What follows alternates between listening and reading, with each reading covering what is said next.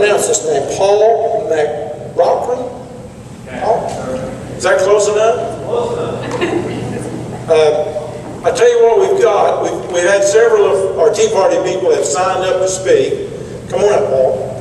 We're going to cut some of you people out and let some of these newcomers speak, because we've had our meetings. We know how we think. We want to get more people involved, and so we're going to let a few more of these people speak, and then we'll try to wind it down.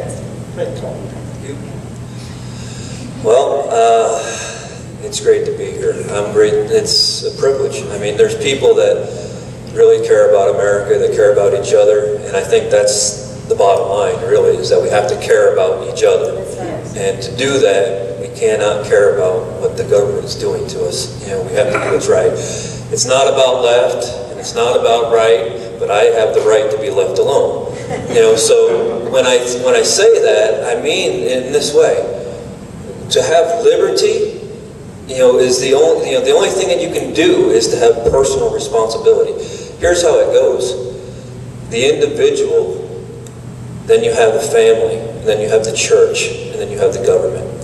Okay? When one of those institutions fail, we'll start from the beginning. When the individual fails, and the family does not restore the individual back to its proper place between God and the family itself, then not only does the individual fail, but the family fails. Okay?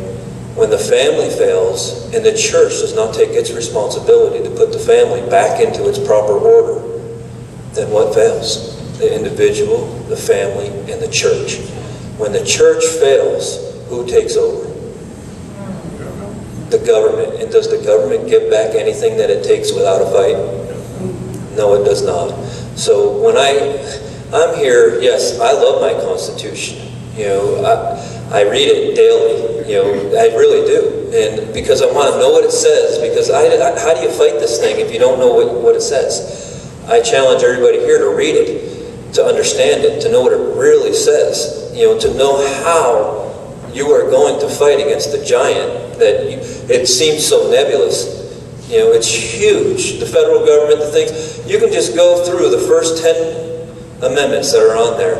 And if you could do that just in the next week, and you think about the things that they've already instituted that took away those 10 amendments, and you would say to yourself, no way, how did that happen? It's because passivity has been we've been comfortable. Let's just admit it. We've been in America. We've been comfortable. We've been very, very comfortable. We've been lulled to sleep because of prosperity. America is great, but America has been greatly depreciated while we were asleep. And I know we're waking up. That man back there said there's a sleeping giant out there. I agree with him.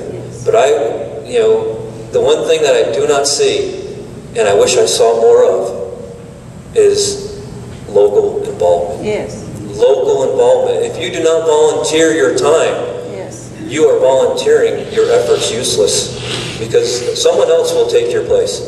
I will guarantee you that. If you don't do it, someone else will, and the one that does isn't going to do it for you. They're going to do it for themselves. And there's one thing that was said. I think it was Edmund Burke said it. I think. Don't give me sorry if I have a quote wrong. But the only thing for evil to prosper is for good men to do nothing. That's right. that's right. To do nothing. That's right. We can't do anything anymore. So let's do something.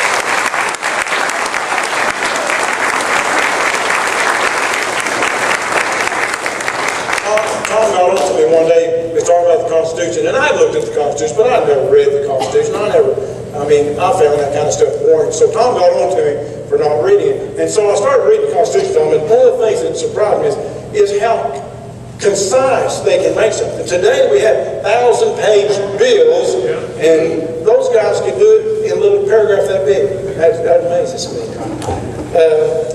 We have a speaker named Sherry Blake down, and I don't know if she's here. I've got a question mark by her name. Sherry, are you here? Okay. Dewey, you got a few words? Tom, a few words? Come up here and say a few words.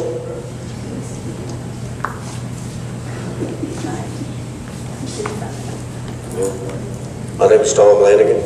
I'm going to tell you a couple of definitions I've got here on patriotism.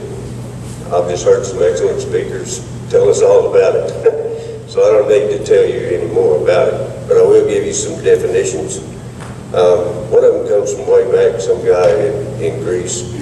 It was called Socrates. And if you don't mind, I'll read it, since I can't memorize this stuff, and I really never did learn any Greek like most of our founding fathers knew. Maybe I should, because we might have learned a lot more. But it says, patriotism does not require one to agree with everything that his country does, and would actually promote analytical questioning in a quest to make the country the best it can possibly be. And Paul just said this, it also denotes social responsibility, which means that we, as citizens and adults, I think that means we have a responsibility to ensure that we teach our young people their rights and their responsibilities to follow us. It's not getting done in the school systems very often, although we do have some teachers now that are coming out and they are really trying to teach what the Constitution says. But our responsibility at home is to make sure that we go over these things like the Constitution, the Declaration of Independence, with our youngsters. Tell them to Google it on their computer or something and read it to you and find out what they actually think it means. And then guide them a little more back to what is actually said there. Now get back to this. I'll give you the present definition of a patriot now. And there's a little difference. One who loves his or her country and supports its authority and interest.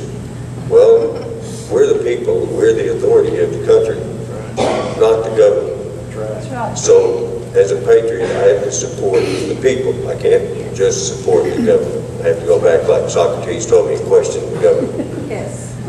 I'll go back to the 1828 Noah Webster's dictionary, which has most of the definitions that you'll find in the Constitution and the Declaration. You can find those words defined in his dictionary of 1828. His little definition of patriotism is a person who loves his country and zealously supports and defends it and its interests. Nothing about the authority. So I'm wondering why, between 1828 and 1913, that someone saw fit to add the words authority into that definition. Because we are the people, we are the authority of the country. To me, it kind of brings it home that things are changing. People have already said that up here, but they change so slowly and so insidiously that it's really hard to recognize it. So the responsibility that we have as people is making sure that the youngsters, and I've started with my 4-year-old grandson already talking about this country and how great it is, and explaining to him the flag and the people and how he got to where he's at. And I've also told him he owes $38,000 already. So, and he looks at me kind of like, yeah, is that money? I said, yeah, that's money. So those are just the things I wanted to tell you with the definitions. Just keep them in mind. Our responsibility as patriots is to make sure that all the young people know what this country's about. Thank you.